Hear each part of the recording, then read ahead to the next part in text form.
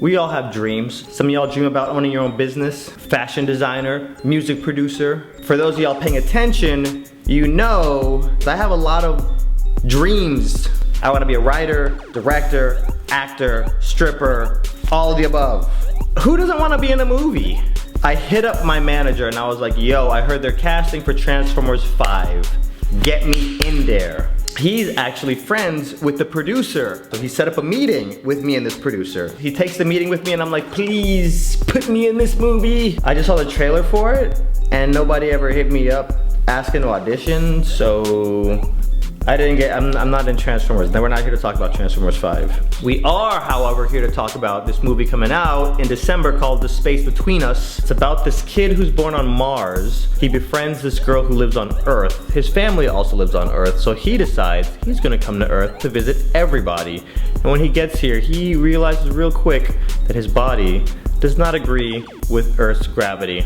And then his problems begin. So the star of the movie is Asa Butterfield. You guys might have seen him on Ender's Game. It also stars Britt Robertson. You guys have maybe also heard of another up-and-coming actor, Gary Oldman. Fifth Element, The Professional, a super independent movie, Dark Knight. My first appearance in a feature film, like theatrical, in the movies. I'm not in there for the whole movie. I'm not in there for half the movie. I'm in it for a scene, but I'm still in the movie.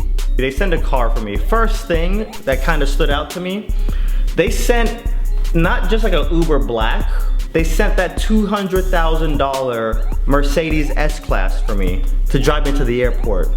Flight to New Mexico, STX, I don't know who was responsible for the treatment and the handling of myself and my body. I had royalty treatment. I got off the airplane and we drove like straight to set. I have physically had dreams in my sleep, like what is it gonna be like the first movie set I'm on? It was an hour-and-a-half drive from civilization just to get to set. I went out a day early because I just wanted to see what it was like to be on a movie set. The handler comes up to me and he's like, hey Swooz, you wanna see your set for tomorrow? He takes me downstairs. We walk into this room. All I see is like 800 chairs. Why are all these chairs here? He's like, oh, those are all the extras. Wait, my scene is a crowd scene? Everything was so rushed from the time I picked up the phone and was like, yes, I'll be in the movie, to me actually being here, that I didn't really read all the script. I only had like 6 or 7 lines. Here's something I didn't know that there was a hard division on. The instant you open your mouth in a motion picture, you enter in a whole different bracket. Like you unlock a cheat code. Because then now there's guilds and all kind of agreements and different sets of paperwork. The instant you say a word on camera, game changing. They take me to wardrobe and they measure every inch of my body and tailor this suit. Next day comes, I walk onto set and all the extras are there. We got some subscribers and the extras here. This is the set where we're shooting today. How'd you find the videos, man? Were you just tumbling around the YouTube space? Yeah, like I think I was actually looking up how to cheat in high school. Why were you looking that up? The director comes out, Gary Oldman comes out, and it's at that point that it dawns upon me, not only is this my first appearance on film, it's a crowd scene in front of 800 extras, and I'm doing a scene with Gary Oldman. No pressure. Action, Gary. Action, sWooZie. I go to get up and I'm so nervous. I'm like, and I stand, my elbow knocks over the water and it goes flying all over the extra right next to me. You would have thought she was the Wicked Witch from the West. I'm melting. And I'm sitting here like,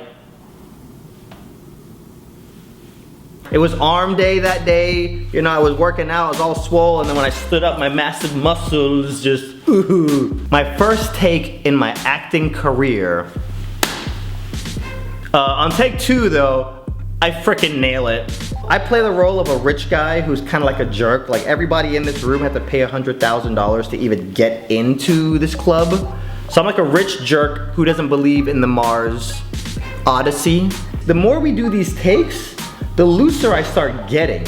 So I run over to the director and I'm like, hey, we got it, right? Like I've said the lines perfectly how they are in the script. Is it okay if I start adding some stuff? And he's like, oh, if you feel like adding, if you feel it, do it. I think at one point I added like 15 more lines.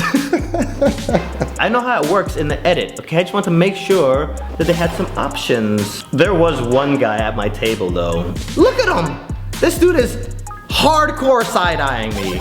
I could feel his side-eye, so I made sure to include him on the behind the scenes, and from that point on, we were buds. I can officially say I'm in a scene with Gary Oldman. It should be working, check. The bar is kind of high. I don't, like, where do I go from here? No. Guys, the experience was so much fun. I went and saw a preview of the movie a few weeks ago. They didn't keep all my extra lines that I added. They kept it to like from 6 to 10 seconds. I have a problem paying my dues and working my way up. I almost want to just get cast in a movie so I can do it again.